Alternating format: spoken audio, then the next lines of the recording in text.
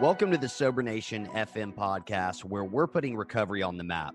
I'm your host, Jonathan Sylvester. This show is brought to you by Sobriety Engine. Do you want to take your recovery to the next level? Do you want more support, community, and fellowship? Sobriety Engine is an incredible community of men and women supporting each other in their recovery. You can get a ton of great tips, resources, and guidance to help you succeed in recovery and in life. Visit sobrietyengine.com to join today. Sober Nation FM is also brought to you by Recover Health. If you're ready to get fit and start living a healthier lifestyle, all while supporting your sobriety, then you can learn more about having me as your own personal fitness and nutrition coach at rcvrhealth.com. And whether you're listening to the show on Spotify, Apple Podcasts, or watching on YouTube, please share this with your friends. Follow, subscribe, and leave a review. Nation, let's hop right into today's episode. Today, I'll be speaking with addiction recovery specialist, life transformation coach, and the host of the SHAIR Podcast, Omar Pinto. Thanks for coming on the show, Omar. Thank you for having me, Jonathan. I'm excited to be here. Excited to have you, man. And I'm really interested to hear more about your coaching and the podcast. But I know you've been sober for over 15 years now. So can you tell us a little bit about what things looked like before you got sober? Like, where did all this start? Well, you know, it's interesting. I'm about to turn 50. I turn January 15th. We're still in December 2020. And in January 2021, I'll be turning 50 years old. And when I think about this journey, my life's journey, it's really a fascinating page turner. And I think that for many of us, if we don't stop and appreciate what I would call, like a novel, a best-selling movie, or something of that nature, you lose sight of why you're here, right? I mean, you're as a human being, you're here to experience life in all of its flavors, the ups and downs, the goods, the bads. And, when recovery and addiction being such a huge, like, I guess you could say, an explosion, right? Like the Big Bang, so to speak. Which is what I needed for me to really find myself and emerge. I think that what happens to us is if we get stuck somewhere, the universe will provide us with opportunities to implode or explode so that we're forced to make changes. So for me, what that looks like, if we're looking at this, like this 50-year trajectory, if we're looking at this story, and if we're talking about what it looked like in the beginning before I even started using drugs and alcohol, really that's where almost everyone needs to begin. It's in our childhood, so I was born into, I guess you could say for all intents and purposes, white privilege. Like I'll just go there. Right. Because I'm not white, I'm Hispanic.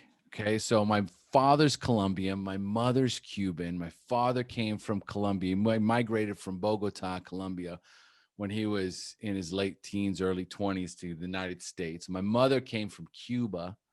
She migrated when she was about 13 years old to the United States, right?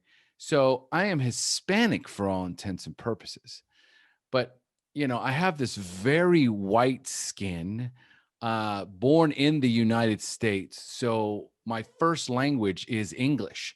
Never had a Latino accent, so it was almost like, interestingly enough, a lot of the adversities that even my father faced, because he didn't speak English and my mother didn't speak English when they moved to the United States. So that was something they had to learn. And they also had to overcome racism, which is something that they didn't want my sisters and I to experience.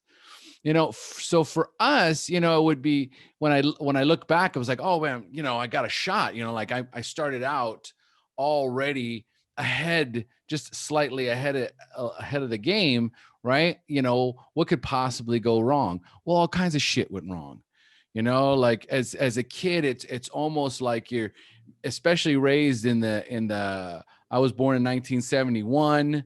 So it was the 80s when I was already like a teenager. So 80s, 90s is late teens, early 20s. And by then, you know, I was a very angry, I was a very frustrated kid. You know, I had no idea what to do with my life. My mother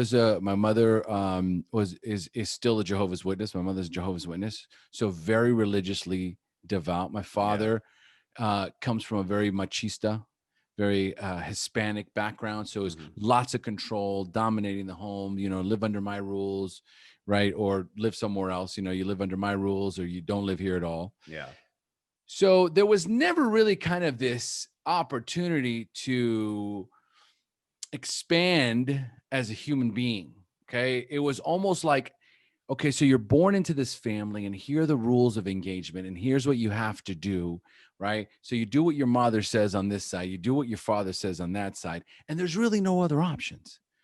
You just kind of do what you're told. Don't ask too many questions. Children should be seen and not heard. Doesn't really matter what you're going through emotionally, right? You're not old enough to have feelings and emotions yet. We'll get there.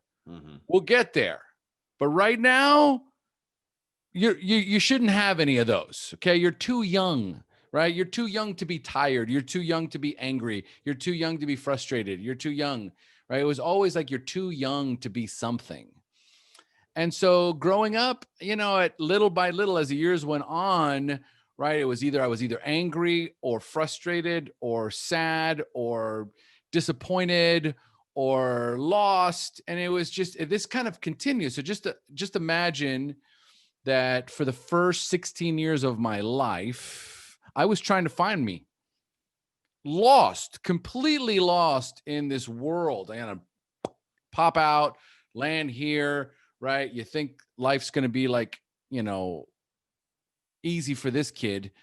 Wrong, right? By the time I was 16 and a half years old, you know, I was constantly picked on and bullied at school. I had no kind of identity that I had established for myself. I was pushing against my parents, pushing against school, pushing against almost everything. Like, it just felt like I was fighting every day of my life, right? And I guess that's the best way to describe it. Yeah. And then I had my first drink when I was 16 years old, Okay. 16 and a half years old. And it's like the world just stopped. Like, it just got quiet. Like, all of a sudden, like, it was like all the noise and all the chatter stopped, and the world kind of slowed down. Things kind of, it chilled. And for the first time in my life, I think I felt like me. Like, is this what me feels like? Is it? Because this feels pretty good. Like right now, this feeling I have is of peace. I feel some joy in here. Like, there's some joy. I feel some joy happening. I feel connected to the people. Everybody else is drinking. I'm drinking. I feel connected. There's something happening here, and it's all good. Like, all the indicators are good, right? Yeah. And it's like all of a sudden I go into a conspiracy theory where I start to believe that this is why my parents don't want me to drink. This is the secret world. Yeah. Go ahead. Did that change any that dynamic in the family? Like, when you started drinking, you know, the whole you're too young to feel this, to feel that, or was it basically just like, you guys can keep trying to pin me down, but I'm kind of doing my own thing now because it was they kept on their same regiment of trying to control me, and I had awoken. Okay. Yeah. Now it was like, no way to put the genie back in the bottle. I know the truth. Okay. This is horseshit. Okay. This is not my circus, not my monkeys. I'm out of here. So the first, you know, I kept leaving home. I think when I was a kid, I ran away from home a couple of times, you know, and we're talking about 10, 11 years old, where I scared the bejesus out of my parents, just packed some stuff into a little knapsack and took crazy stuff, right? Like, just left, right? And then at some point going, like, what do we do now? Like, where are we going to sleep? Right. Yeah. And then your parents finally catching up with you and just, bearing down on you with such a whooping. You know what I mean? It was like, are you crazy? What are you doing? And I was so, I was so unhappy. Right. So I left when I was like 17 years old. And then I came back home and my mom came out after and got me. And then I left and I was always living on somebody's couch. Like I would just take off, right? I would just like pack some of my shit and go sleep on somebody's couch, right? Yeah. And it was just this constant rebelliousness, right? And every time I would go out, it would be just like an excuse to go out and party, right? And go drink and wreak havoc. And then when I turned 19, about 19 is when I first smoked weed, right? And that was like a whole nother, like, wow, marijuana. This is like, it's a whole different kind of high. I didn't even know that there was multiple types of highs, but this one right here is better than the drinking high. Mm-hmm. I'm going to be doing this now moving forward. So now I had the weed in there and the alcohol in there, really. And it was, hey, just think about this, like the life experience, like what we started, like, okay, like how we started this conversation. Like we all come down here to experience being human. And so it really doesn't matter what race you're born or what race or religious background or schooling, whatever the case may be. You are going to have this experience called life happen for you and to you. Because it certainly does feel like it's happening to you when you're in the mix, right? And so again, I have no idea what it is I'm trying to prove. I have no idea what I'm trying to accomplish. Mm-hmm. All I know is that whenever I drink or use, I'm happy. That's Yeah. it. There's just like this correlation between feeling whole, feeling happy, feeling free, I get that. and being myself, right? Mm-hmm. And so for, I started at 16 and I would say until about 31, 30, close to 30, right around 30. It was just an experiment, like life experiment of tons of different types of jobs, tons of relationships with women, just this sort of like mix of everything. Like I was trying on all kinds of different types of hats. So I'd work as a car sales and door-to-door water treatment and restaurant waiter and assistant manager and manager. Okay. And, you name it, right? I worked at grocery stores, worked as a mortgage banker. Mm-hmm. It was just always just like, never settled. Like I never felt settled. I never felt accomplished. I never felt like I'd made it or I was on the right path ever. It was like always sink or swim, sink or swim, sink or swim. Like, I hate this job. I got to get out of this job. I got to find this other job. Okay, boom, I found this job. Okay, great. This is it. This is okay. This is perfect. I'm doing great. I love this. Yeah. A few months later, this job sucks. How did I end up here? Oh my God, I hate the hours, blah, blah, blah. So there was this discovering and becoming that happens. It's like insanity. It's craziness. And the only thing that would bring me peace constantly, so if we just kind of loop around to it, was the drugs and the alcohol. Like that was the only time I could like get a break and reset and get a new start point. Okay. Yeah. And so for many years it worked. Like I said, we're talking 15 years of my life, 15, 16 years of my life. I used this as a way of drowning out the noise and kind of resetting myself and finding some peace and being able to kind of separate myself from the mayhem. Then I moved to Costa Rica to start an online casino and sports book, and got involved with cocaine and ecstasy and mushrooms and just a whole menu of drugs and alcohol. I also met my wife, my first wife, right when I got to Costa Rica.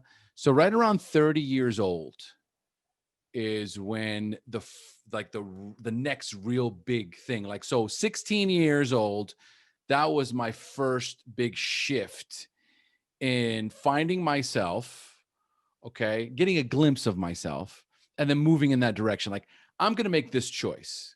Okay. Damned if how it affects me. This is the choice. I'm going to move in this direction. Right. Go to Costa Rica and like burn all the bridges behind me and go, this is the direction I'm moving into. This is it. Right. End up meeting my first wife when I got here. So I was around 30. A few years after we got together, we got married. She got pregnant.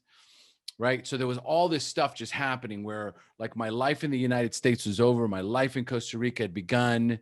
And now all of a sudden I am in this relationship where now I'm managing not just being a husband and now about to become a father, but I'm managing this horrific cocaine addiction that year after year is just, it's snowballing into this giant white monster, right? That I'm becoming.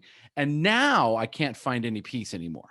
Okay. Now I'm back in that cyclone of chaos that I was in when I was a child, trying to find myself. But now I had no relief whatsoever. Right. Now the drugs and alcohol stop working. I'm in constant pain. I'm constantly suffering. I'm trying to get it all back, trying to get that feeling back. I can't. So I can't be high. I can't be sober. And Scary. it's scary. I'm in this kind of purgatory space. I've got a wife. Everyone hates me, including her. And I'm about to have a baby. Right. And so at some point it was like, I can't do this anymore. I can't really function as a human being. It feels as though like I've used all my chips, okay, for lack of a better term. Like if I was in a video game, I'm down to one life left. Right. Okay. And I'm really like all resources gone, all weapons are gone. And it's just like, you know what? Why don't I just walk in front of one of these, machine guns and just, let's just end it. Let's game over this, right? Because no one deserves me right now. Yeah. Not my wife, not my future daughter, not nobody, right? So it's this crazy sort of video game of life where if I look back at it now, it feels like a video game. Oh, 100%. It I feels get that. like yeah, not my life. This is like a movie I've been watching or something. Yeah. Well, and that's why I started out like that. It's a page turner, right? And if you take the time, if you stop for a moment and you start kind of like reading back in the book of your life, those of you listening, you'll find a lot of answers. For sure. Okay. A lot of clues, right? And ultimately a lot of lessons. Like I wouldn't be the father I am today. I wouldn't be the husband I am today. I wouldn't be the leader I am today. I wouldn't have the friendships I have today if I hadn't let that person die. So right in that moment, right, 17 years ago, right, when I was just at that realization that I no longer served a purpose except to bring tons of pain to other people and myself. Yeah. It was just like this, like, maybe one night, like it was one of those nights where it was like, I think I may have taken enough drugs that this shit might kill me. I might not wake up tomorrow, and that would not be a bad thing. Like, I think I'm ready. Like, it's when that happens, my own hypothesis is that when I made that decision to die in that moment, that something inside me actually did. Like there was a version of me that needed to die, and he died. And this other version of me pushed through.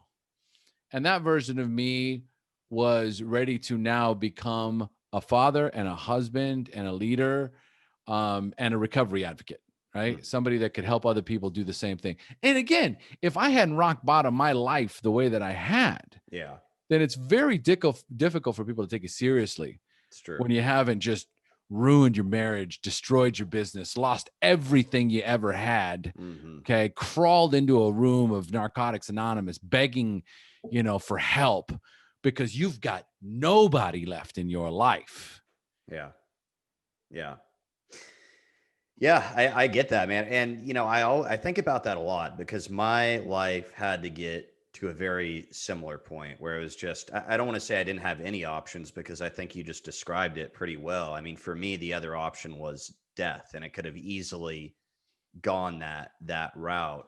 But I think about this a lot. I have a lot of uh, admiration to say the least for people that don't have to get to that point and still find their way into recovery. Because I think it is important for people to hear, especially, people listening to this, that you don't have to get to that point, right? Like you don't have to lose everything and, be on the verge of death like Omar and I were to find recovery. But I think for a lot of people, that's what it takes because because the pain is such a good motivator, right? Like it pushes you. I mean, I've heard people say that they wish that sometimes, like when new people were coming in, that life didn't get good for them so quickly because then maybe they'd stick around a little bit longer, which I understand. I want to ask, what is you come in, you get involved in a 12-step program, like you said, you start doing the deal. It sounds like. What was the biggest thing that you struggled with early in sobriety, would you say? My ego. Yeah. Yeah. It's just like what you said right there about when people say, I wish it wouldn't have gotten so good so fast, because it got really good really fast. Yeah. And nothing you can do about that. If it happens, it happens. But I was so banged up. I was so defeated that after a few weeks of going to meetings every single day and not using drugs and being around other people that understood me, the feeling I had is indescribable. It was like, oh my God, I think I'm gonna make it. Like I think I really feel like there's some hope here. And so I immediately just started devouring the material. I got into the basic text, like the guy from like Russell Crowe in A Beautiful Mind. You ever see that movie? Yeah. Okay. And so I'm highlighting the book, right? And I'm highlighting everything and I'm getting all these messages that are now like, I'm like writing this manifesto. Yeah. Right. And then I'm going to meetings telling people like, you don't have to go through the steps. So, it doesn't have to take so long. I've learned a shortcut. I'm not even in there 30 days. Oh, wow. Okay. Right. I sound like a complete buffoon, but I think I'm the smartest guy in the room. Like I am 100% believing my shit. And so what was going against me in that moment that I didn't realize it is that the ego, very real, very present in my life, was like, yeah, I don't know about this 12-step shit. So let's fucking throw a grenade in here. Let's throw a grenade. Let's just see what happens. Cause this is sounding a lot like that organized religion cult shit that was happening back when you were a kid. And I'm not sure I'm liking it. They're talking about God of our understanding and having a higher power and, don't be proud, be grateful. And they got this weird language that they're talking here. So it almost felt like there was a part of me that was like, I don't like. And so it was so, but no, unbeknownst to me, because the other version of me shows up like the poster child for 12-step. I want to start sponsoring guys. I'm just completely out of my mind. I got my sponsor in there going, you need to slow down. That sign, you see where it says easy does it? Easy does it. That's not just a cliche or a sign. Easy, dude, slow the fuck down.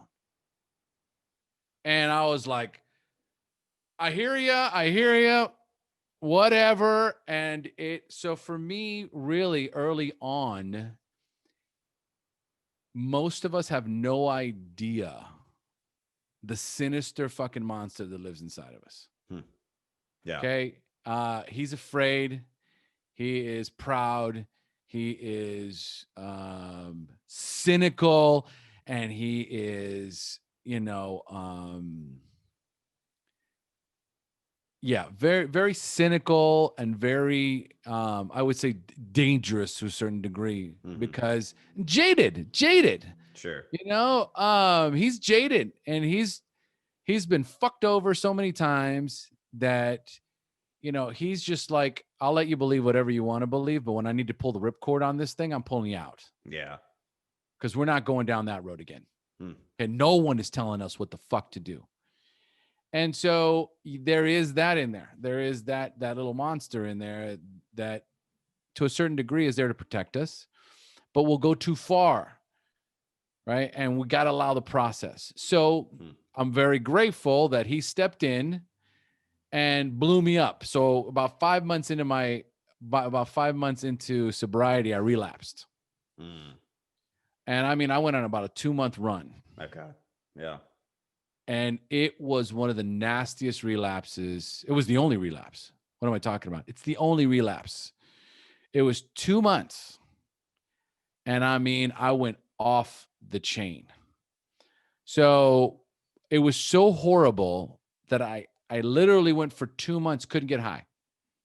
Man. Just kept using and trying and using and shifting and trying and this and that and mixing and coke and alcohol and weed and this and pills. And it's like, nothing's working. It's not working. I'm not getting high. It's not working. And so there was this like fear that came over me. And that's also when the ego had to take a back seat, because when I realized that this is no longer going to work and I had to do something different, then he's like, all right, man, I guess we got to do this thing for a while, this 12-step thing. Right. And we'll do it for about a year. Yeah. And then we'll see what happens. Yeah. And that's what I did. I gave myself a year to work it without my interjecting. I was just going to receive information, process, take action. Receive information, process, take action. I was no longer going to receive information, process, change the rules. Right. Okay. I was just going to do what I was going to be told. And a year into it, it felt as though the ego went to sleep for a while. The ego went to sleep for a while. Like, things were just unmistakably going well. Like, I had a new job. I was doing well. I was getting along with my ex-wife. I was spending time with my daughter. I was sober. I felt good. I was starting to sponsor guys, right? Like, my life had meaning and purpose again. And so that was pretty much it for the next 10 years. So for solid 11 years. So we're talking 1 year for me to get to that place where I could sponsor guys. Yeah. Then about a solid decade of me being very much involved in the process and in 12-step recovery. Where for those 10 years, I sponsored guys for a decade. Yeah. It wasn't a time where I took a break. And I would take them through the same process I went through. So it was like me going through it again. It was really reinforcing it. But what was happening was I was really sharpening my coaching skills. Okay. What was showing up for me is, like, I was one of the guys in the room where the new guys would come in and they would get, could you sponsor me? Could you sponsor me? Could you sponsor me? Like, they'd hear me share and they're like, can you sponsor me? And I was overloaded. Right. So I got to a place where I couldn't handle any more sponsees. I had to, like, turn them away, and the good news was I had sponsees that were now ready to sponsor guys. So my sponsees were now sponsoring guys that I couldn't sponsor. Right. Yeah. And so, we're talking 5 days a week I'm working with a guy. Yeah. That's and a lot. There is this thing that happens when you have a gift, when you have a talent, a gift, however you want to describe it. But I have this very, very, very strong intuitive nature. So what would happen is I would be taking guys through the steps, but eventually I would get them to a place where they would be having either problems with their jobs or with their wives or with their girlfriends. They were having real life situations. And in recovery, That's not the job of the sponsor. The sponsor is only supposed to take you through the steps.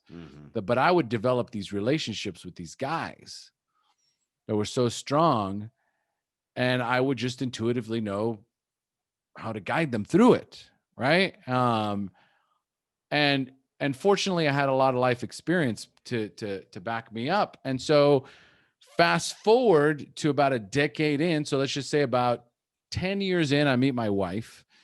At year 11, I start to recognize that there's something missing in my life, because my wife's big on personal development.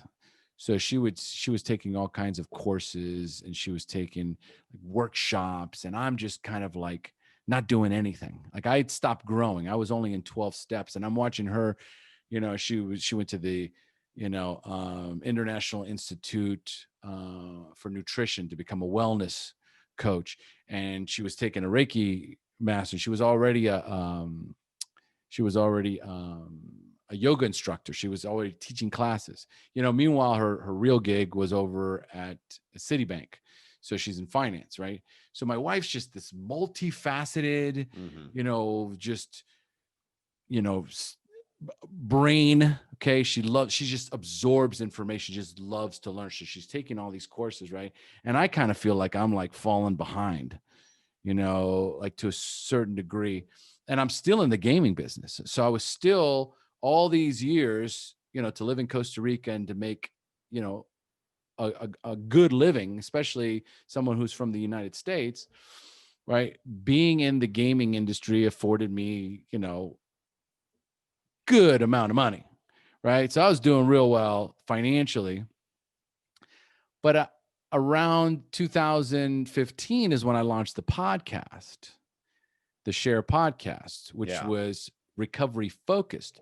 So now here's a guy who's got 11 years in sobriety, who's launched a recovery podcast, who still sponsors guys, who has this very spiritual life. Because, once you dig deep into recovery, you instinctively develop a spiritual condition, right? And so everything in my life was like working. My marriage, my relationship with my ex-wife, my relationship with my daughter. My daughter's like 15 years old now. I mean, she's no, she was 11 years old at the time. So my daughter's 11 years old. We're getting along great. Like, everything is going well. And there's this like cancer that's in my life. It's me being in the sports book business still. So I'm still the general manager of a casino, right? Online casino. So there's this blemish that's always kind of just like hovering over me. Just kind of like, I'm here, and you benefit from people's addiction. And, it'll take its toll on you, right? Because I never expected the SHAIR Podcast to do so well. And then before I know it, I've got like thousands of listeners, and I've got really good guests, and we're having these very powerful conversations that are going viral. And it's like, you're a fucking fraud, And so fortunately that business, it finally just fizzled out. Right? Like, I'd gotten to a point where I was in this gaming business, and it was destroying me. I was having severe adrenal fatigue. So if you don't know where your adrenal glands are, they're right over your kidneys. So you have your kidneys, and you have these adrenal glands that produce cortisol. Okay. And so when your stress levels are too high, it will create an imbalance in your cortisol. So when I'm trying to sleep, I'm awake. And when I'm awake, I can't stay awake. Okay. So I'm trying to go to sleep when I'm awake. I can't sleep when I'm actually trying to go to sleep. I'm all whacked. Right. I can't put my wedding ring on because my fingers are so swollen because I'm retaining so much water. So when I'm stressed, I just puff up like a big, like a water bottle, like a puffer fish. So I'm just under this tremendous amount of stress. Everyone that I work with, I had launched a brand new casino with some other guys. I'd left the place I was at, started a new one, and there was so much stress because it was, for lack of a better term, it was a circus act. Okay. It was absolute clown shoes. We just kind of pieced some people together with very limited resources and said, go, start, build this thing. Let's go. And I was so under-resourced, undermanned, overwhelmed. And I got to a place where I was working 6 days a week, 10 hours a day, and I could not get the rest I needed for my adrenal glands to get back into place and for all my hormone levels to come back to normal. And so finally one day I just snapped. I walked out, and this was in February 2017. And that's when my journey of coaching began. So we're talking, it's 2000, we're about to go into 2021. Right. So we're talking 4 years ago. That's it. Yeah. So 4 years ago, I walked out of that casino and I said, I'm never going back. And here's the thing about life, folks. Okay. I want you to listen very closely. Life doesn't happen to you. It happens for you. Now, I was making great money at the casino. How much did I have in savings? It made sure whatever it was, whatever version of me needed to come through, whatever higher version of me needed to evolve, had to bring me to my knees again. A rock bottom where my health was in one of the worst crises since I quit using drugs. Okay. And we're talking at that part, I was about 12 years, either 12 or 13 years in sobriety. And I looked worse than when I was, not really, but I felt worse. Yeah. Because here I had nothing to numb myself with. I had nothing to anesthetize myself, nothing. I had to deal with every single one of these emotions sober. And it was killing me. And I remember thinking when I walked out, I'm like, because my wife's like, you should have waited a little bit, saved a little bit of money, because now we're kind of like in this spot. You know what I mean? Now I got to support us, blah, blah, blah. But the thing was this, I recognized that there was a higher power working in my life, a higher version of me that says, if Omar's got one fucking dollar in his bank, he's going to hold on to it. We're going to have to just bankrupt him. We're going to have to put his health into chronic fatigue. We're going to send him partners that are completely insane sociopaths, okay, that have no sense of family or balance or free time or rest.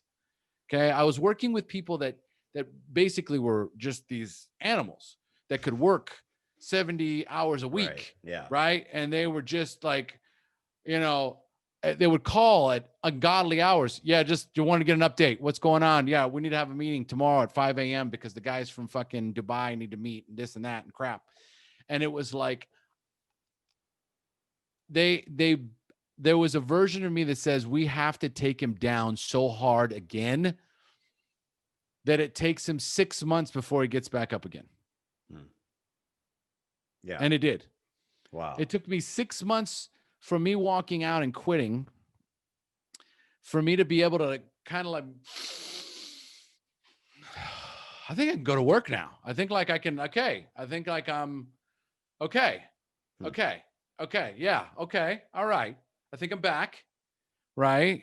All the inflammation's gone. I'm sleeping regularly. I'm exercising again. It's like, I'm like, okay, reboot.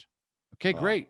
And then my wife's like, you're never going back to that again. Yeah. So figure out whatever you're going to do. You're not going back to that, but you got to figure out something. Right. Yeah. Well, it had to become clear that wasn't the path. That was, yes. Okay. Yeah. So beautiful. That's the way to close that out. The universe, your higher self, there has to be no doubt You literally have to sit at the shore, gasoline all over the boats, light them, watch them, marshmallows. No way to get back on those boats. Right. Yeah. No The way to pop get back. Gone. Yep. That's it. Okay. All right. Yeah. Take the island. Yeah. Right. So Because you got no choice. Yeah, no choice. So the next chapter is getting into life transformation coaching. And so our listeners have probably heard my plug, I'm sure, like at the beginning and the end of the show, for not specifically your coaching, but something you do with your coaching, which is in Sobriety Engine, which is Sober Nation's recovery community online. And so I want you to kind of touch on a little bit of what you do within your life transformation coaching, but also share with me a little bit of what you're doing in Sobriety Engine. Like what does this actually look like? So this is a culmination of so many different things that happened from that moment, from that awakening in 2017. Okay. I didn't know what I was going to do. And I interviewed one of the people that I interviewed for SHAIR was a very successful entrepreneur, Tony Grebmeyer. And he owned a Fortune 5,000 company, financially doing very well. And he was just starting in the personal development space, which is why he asked to be on my show. And so after the podcast, I said, listen, can I ask you some questions? He's like, sure. What do you got? I go, I'll be honest with you. I don't even know what to ask you. So I'll just start with, I'm completely lost.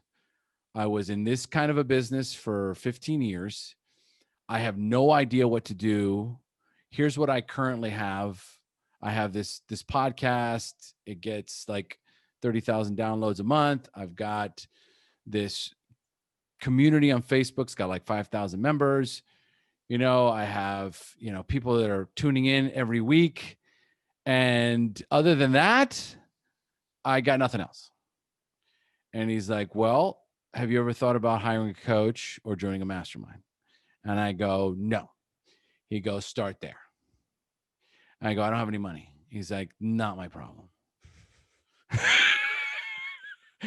So, it's like the entrepreneur, for those of you who are interested in being an entrepreneur, this is a hard fucking road. It is hard. It is arduous. It is painful. It is tremendously gratifying when you make it. But the whole time before you make it, you're asking yourself every single day, am I going to make it? Yeah. That's the question. Every single day, am I going to make it? Sure. And so I joined a mastermind community and I started there. And then my wife went to an NLP workshop, neuro linguistic programming. And I said, can I go with you? And she's like, oh my God, yes, of course. Right? She was so excited. And these were my first steps into personal development, was joining a mastermind community and then going to this workshop with her. And my life we're talking probably October, somewhere in there. I would say October of 2017, my whole life changed. I went to an NLP workshop and my life would never be the same again. It was so fascinating. I'd never learned anything so quickly in my life. Like I was absorbing this information. It was almost like it was already a part of me. And she could see that I was just loving it.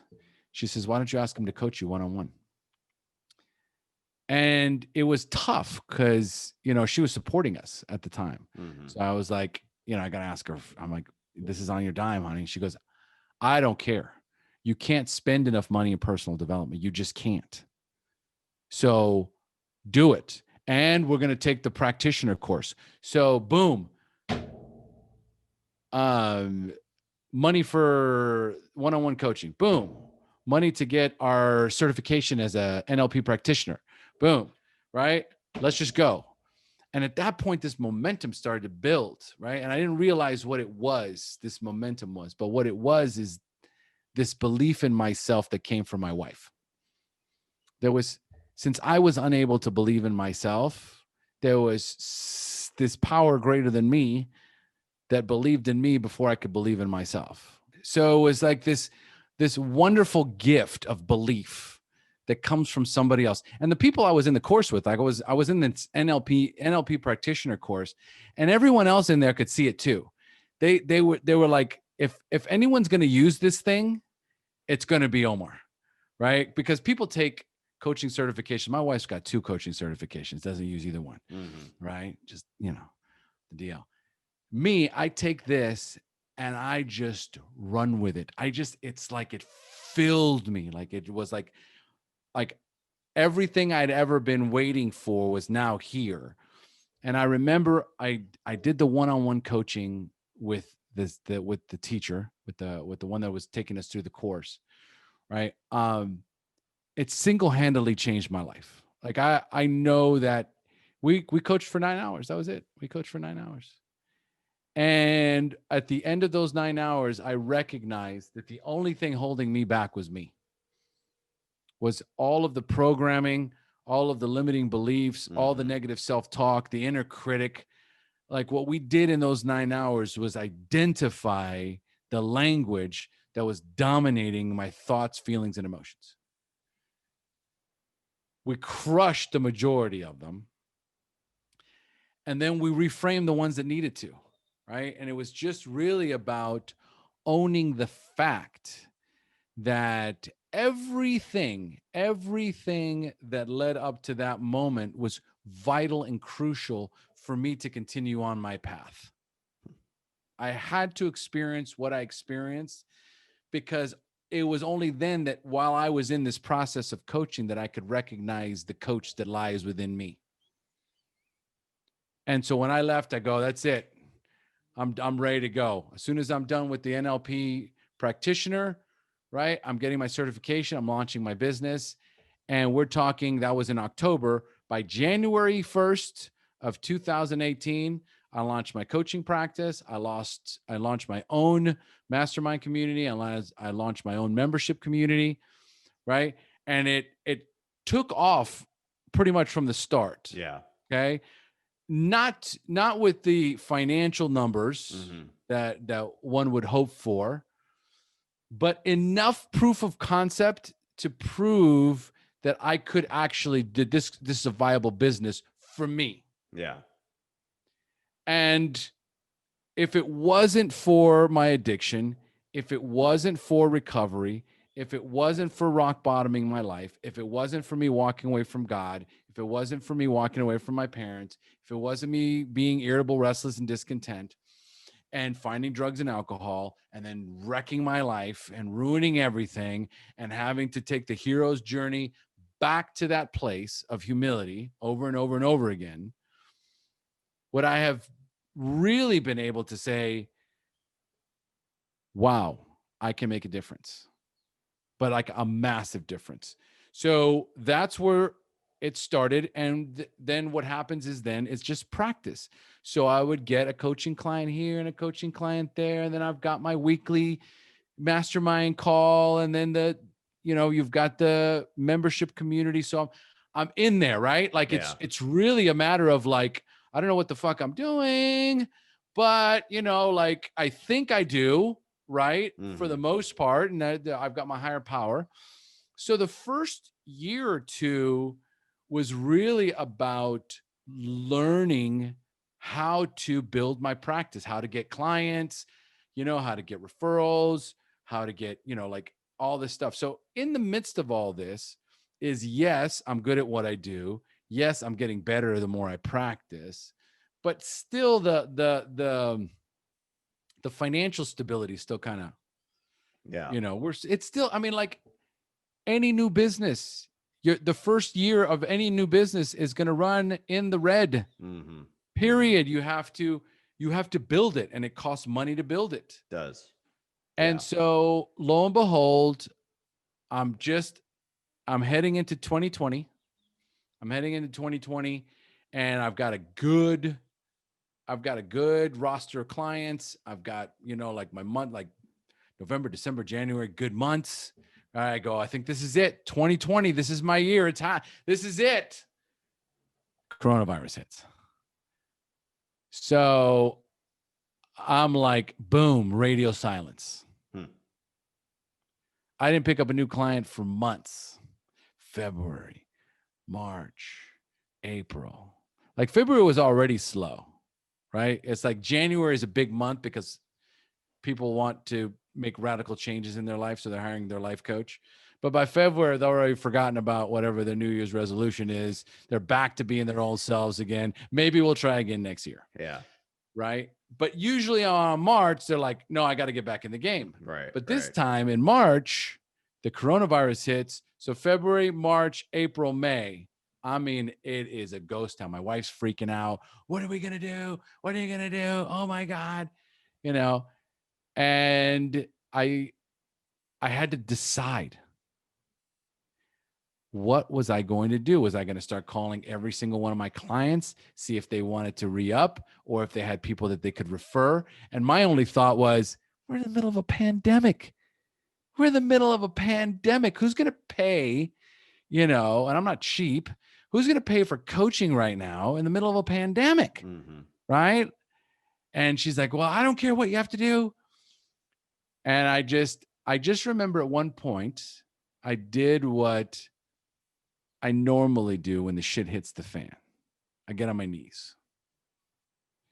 And it was like, okay, God, I need you to help me here because I don't know what to do. Okay. Like I know what I don't want to do.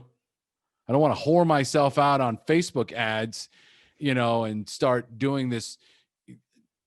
I'm not doing it, you know, but what's the other option? And this voice came and it was like, Coach.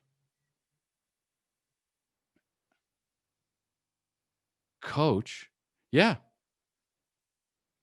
What do you love doing? Coaching. Just fucking coach. Don't worry about the money. I told you this a long time ago. Don't worry about the money. Worry about the value. And I was like, I like this. I might be crazy. I'm hearing voices, but this is what I'm going to do. I'm going all in on coaching.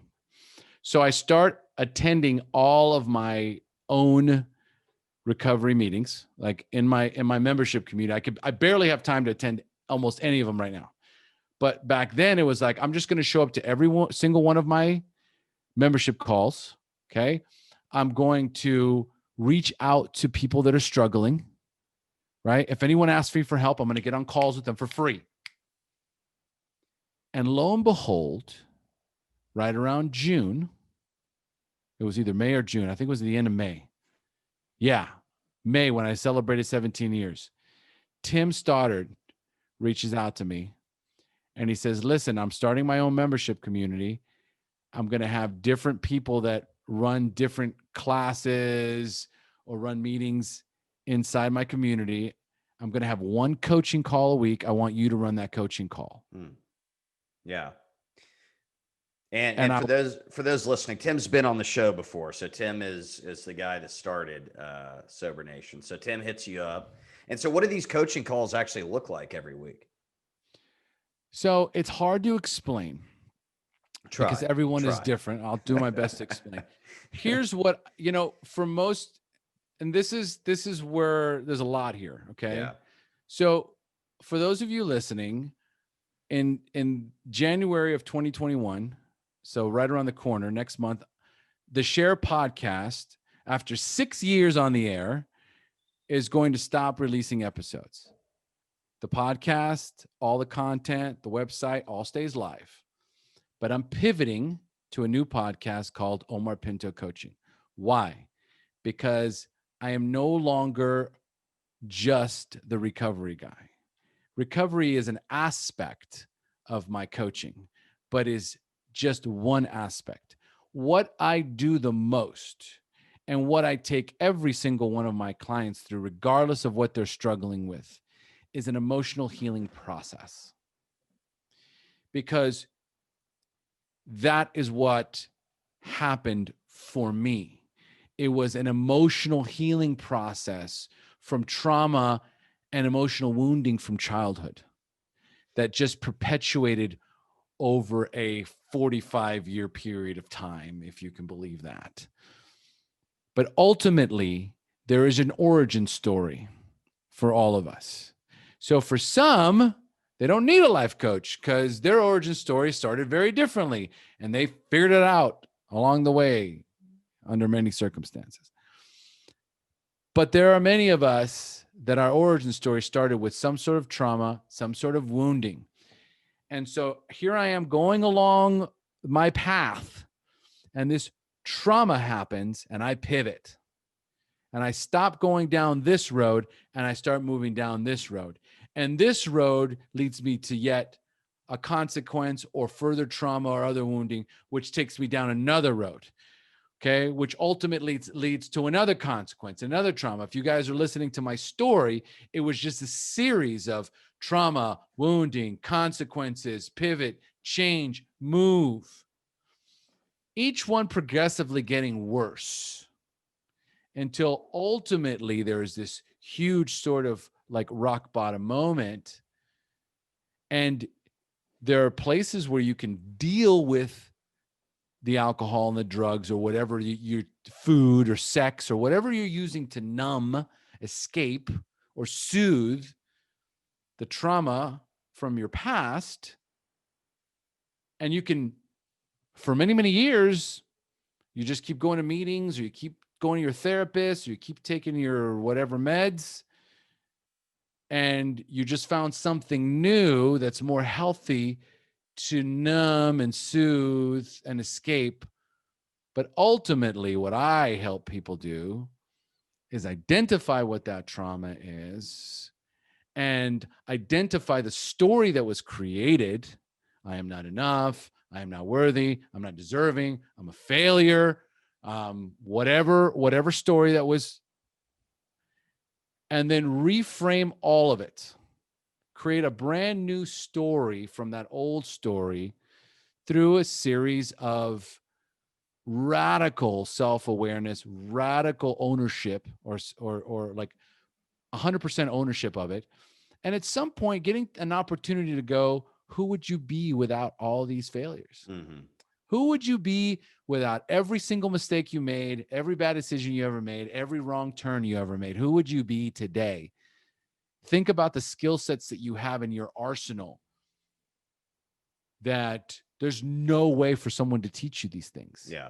You can only learn these things through this game of life, through this production, right? Mm-hmm. And so that's what I do on each one of these calls. Someone calls in and they say, I'm stuck. I can't seem to focus. I'm procrastinating, right? I'm procrastinating on everything, right? And I am not going to class, or I'm not going to work, or I'm avoiding deadlines, or this and this and that, right? And ultimately, I will just start asking them questions about, okay, so when did this begin, right? And so when did you first start? Have you always been a procrastinator? Well, no. Okay, when was the most recent starts to your procrastination? Well, it started when I took this class and there was this teacher, and I didn't feel like very comfortable with them and I couldn't open up to them. And then when I asked for help, they shut me down. And what?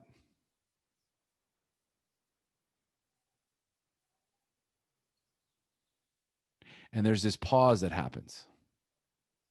And the brain immediately starts to go into, I don't know how to answer that question. Oh, what did I do? I guess I just gave up. I guess I just quit. Why'd you quit? Because I was afraid. Afraid of what? Failing. Right?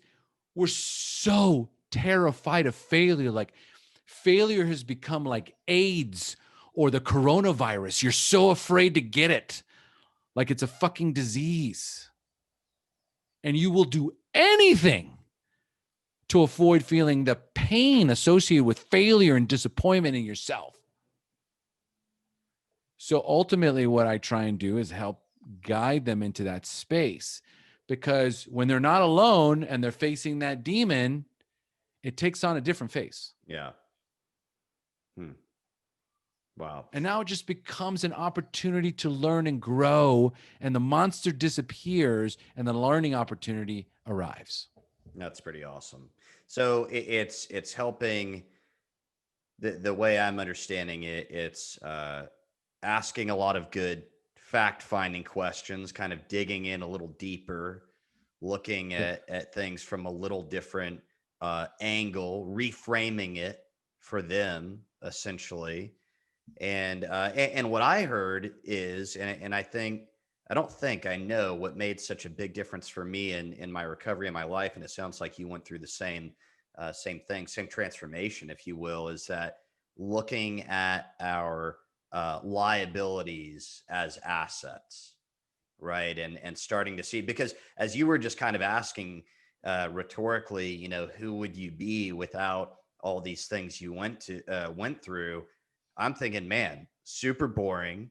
Probably not living a very exciting, fulfilling life. Super just vanilla.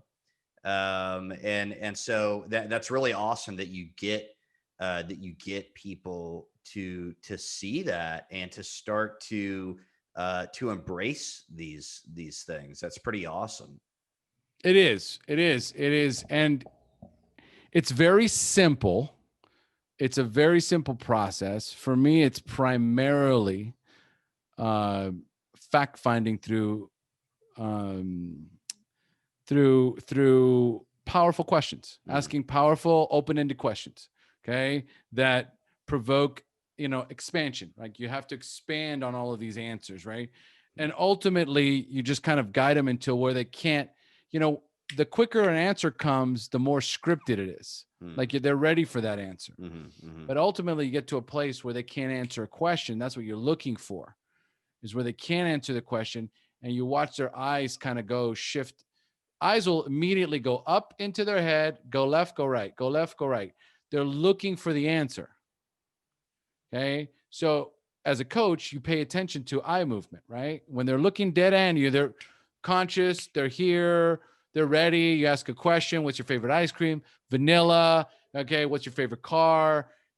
Jeep Rubicon. Where do you live? I live in California. When was the first time you felt afraid as a child? Right. Yeah. Yeah. Not scripted on that one. And so what happens is at that moment, the vulnerability kicks in, a little fear kicks in, right? You're kind of disjarred and things start to come up. Like immediately into your mind, thoughts will come up, a vision will come up, right? And so from there, if someone feels comfortable with you, they'll share that with you. If they don't, they're just going to say, I don't know. So here's the skill: rapport, safety, trust, intuition, guidance, love.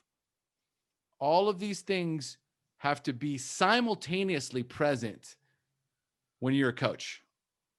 People have to feel that. Okay. And this is not something that like I learned how to do, right? At some point going into it, it's almost like I lock in, right? Like I just, okay, it's coaching time, and I just lock into place, right? Like a race car driver or a tennis player or whatever. Like as soon as I'm on the court, right? And now I'm ready. And so what happens is that the intuition is going to lead to the next question or the next statement. So really that's where the practice comes in for being a coach, being a good coach. Is, yeah, you can ask questions, right? But really listening to the answer and the way they respond, the way they give the answer, the words they use in the answer. Did they repeat? How many words do they continue to repeat as you're coaching them. There's words that they use over and over again, phrases that they use over and over again. All of this you have to keep, like, I'm constantly writing things down as I'm going along because there's clues everywhere. Sure. Right. So this is where the tactician, right, and the practitioner come into play, because it's only after years and years and years and years of practice. And what I didn't realize is that those, 11 years where I was coaching guys, sponsoring guys in 12-step, I spent over 10 years developing and honing in on those skills. So when I go in there, it's second nature. It does take many years. Man, but you'll know if you ain't got it. Because even though it took, like it was 10 years of me practicing. Yeah. When I first started coaching, it didn't take me very many sessions until I realized, yep, yeah, I got this. Yeah, this is a good fit. Yeah, that's pretty cool. I got this. I want to circle back here real quick and just ask you a little bit about what your recovery looks like today. And maybe if that's changed at all, given everything that's going on with COVID right now. Well, it's changed dramatically. It in the sense that as I moved more towards personal development, you could say to a certain degree that I'm no longer practicing 12 steps, in the sense that, and I'm walking very lightly since this is a recovery centered podcast, but for all intents and purposes, I don't have a sponsor. I'm not going to 12-step meetings. Okay. So I guess technically that would mean I'm no longer in 12-step recovery. Okay. So within my membership community, so I have mentors. Okay. So they're more business now. So now I have mentors in my life, but I've shifted from needing recovery sponsorship to business mentors, right? And business coaching, right? So that's really where my focus is on more of harnessing my business. And then as far as recovery goes, right, I attend my own group calls within my membership community, which is still a recovery-based a membership community, the SRC, the SHAIR Recovery Community. So the SHAIR Recovery Community is recovery-based without a subscribed pathway. Okay. So it's not connected or affiliated with any 12-step or anything else. Any pathway, any 12-step or Buddhists or refuge or anything of that sort. So really it's a collective. So it's a collective of individuals that are embracing an alcohol-free lifestyle. So let's just make it simple. So it's like this alcohol-free / substance-free lifestyle. Okay.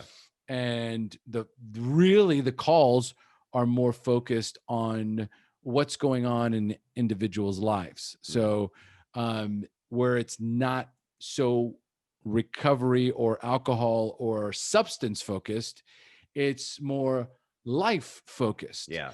So what's going on in each of the members' lives, I participate in there. So yeah, I mean, my recovery for the most part comes from my business coaches. I do have a, I don't know, I guess you would call her, she doesn't like to be called a coach, but I'll call her my coach, right? So she's more an energy healing, right? So she'll do like Reiki on me, but we have our coaching sessions, right, about my mom and about what's going on in my marriage. And so it's like I have this, like, she's almost like a therapist, right? Yeah. She doesn't like labels. I found her accidentally, right? But she's got these incredible superpowers, right? So I was like, I need you, right? So let's meet, every 2 weeks, right? And, keep me on track, because I have a lot on me. I absorb a lot of energy from my clients and from the people that I work with. Sure. So I've got her and my business coach and my own community. And then just my wife, who is a coach, right? So when I get squirrely, she's the first one to notice. And, she can always, for the most part, coach me out of almost any jackpot I'm in. And that's it. It's still quite robust because I have quite a few people in my life that keep me focused, keep me clear, keep me honest. So yeah. That's awesome. Yeah, that's awesome. Yeah, and I think that's interesting, and not that this is out of the norm by any means, but you came in via a 12-step program, did that for a long time, and now you've kind of found other things that work for you. But it sounds like it's still based in having like, I'm going to describe it as some accountability through people that are close to you, Yes. some guidance, people you can get feedback from, a Yes. community. And I know just, from what we talked about before, some regular healthy routines, in your life that help keep you, keep you on track. So I think that's all awesome stuff. I do want to ask you before we wrap up here, I think you've already shared some great advice with everyone, but if there's maybe one piece of advice in particular that you'd like to share with the Sober Nation, whether it's someone that's new to recovery, someone that's struggling, someone that's maybe trying to focus a little more on life after sobriety, kind of like you were just touching on a little bit, how to find that next level in their life, so to speak. I'll always suggest coaching of some sort, or being in a some sort of membership or mastermind community, somewhere where you are definitely not the smartest person in the room, someone that's ahead of you in whatever else you're trying to accomplish, to continue growing and advancing. I think it's super important. But I think that the thing that I have learned the most, and it's come recently through even one of my clients, Joe, who we were having a conversation, and there's so many things that I have learned, and there's so many skill sets that I have and that I possess, right? Mm-hmm. But it came through a plethora of information. So one of the things he told me was, here's what feels right for me. What feels right for me is that nothing is the source. That there isn't the Bible, 12 steps, Tony Robbins, like, I don't care what it is. There's information out there that's a resource that's available to all of us. As a matter of fact, there's no way in your lifetime to consume all the information that's available at our fingertips. But the most important thing to remember is that every single thing that you learn, everything that comes across your desk is a resource, is an opportunity to get closer to source, but it's not the source. Okay. I'm not the source. Literature's not the source. There isn't any person, place, or thing that is the source. Source is inside you. Source is connected to infinite intelligence, is infinite wisdom, universal consciousness, right? And so the best way for you to connect with who you really are and the knowledge that you have at your disposal is in silence, is in being present and being silent and in meditation, not in the past, not in the future, being in the moment. Asking yourself, is the current trajectory of my life, am I going in the right direction? What's the highest purpose for me in this moment, just for today? What should I do with this information that I'm no longer comfortable with? Is it okay for me to do something different? Is it okay for me to learn and grow? Those questions you can ask yourself in quiet, silent meditation, right? And then from there, you can go out and read and listen to podcasts and YouTubes and read books and Audible and all that kind of stuff, right? Because what happens is this: once you kind of either set an intention or ask infinite intelligence, what am I supposed to do next? And you kind of get an idea, something comes to you. What you want to do is now start going out and doing research, because it will start to guide you towards the information that you're seeking. Okay. That might sound a little bit woo-wooey for some of you listeners, but the truth is that the only source is within. Everything else is a resource that will give you guidance, that will teach you, that will give you skill, that will help you sharpen your skill sets. But as soon as you get tied down to one thing and say, this is it, this is the source, 12 steps is the only way, Christianity is the only way, Buddhism is the only way, personal development's the only way. As soon as you tie yourself down to anything and you allow yourself to believe that that is the source, you might be in for some pain in the future based on disappointment. You will be disappointed. It will let you down, right? Everything you need is inside of you. Follow that internal guidance. Wow, man, that's really awesome advice. I think we can wrap right there. So you can learn more about Omar's coaching and his new podcast by visiting omarpinto.com. Don't forget to tune in and check out his weekly coaching sessions on Sobriety Engine. Thanks again for coming on the show, Omar. Thank you, Jonathan.